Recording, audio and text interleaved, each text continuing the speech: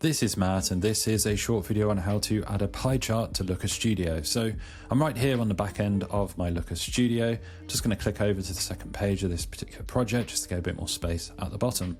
So in order to add this chart, we come up to add a chart, and you see all of the different chart options you have here, everything from line, area, so on and so forth. So we're adding a pie chart. There's two different types. There's a donut chart with the hole in the middle, and there's a standard pie chart. So we can click pie chart. Now we need to drag and drop it somewhere so that it will render.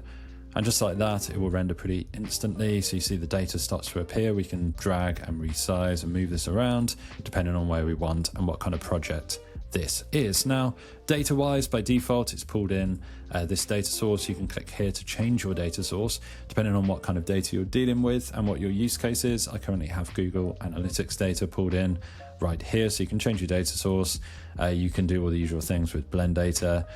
Dimension-wise, you can change the dimension and the metric here. If I wanted to say sessions, I can start to search just with a search term there, and I can change the metric out easily there. We've also got the date range filter.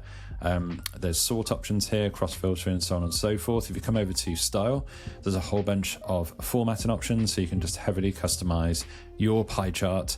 So that has been a really short video on how to insert a pie chart and customize it on Looker Studio, now owned by Google. Hopefully you have found this video helpful. If you have, drop this video a like and subscribe to the channel for more videos just like this.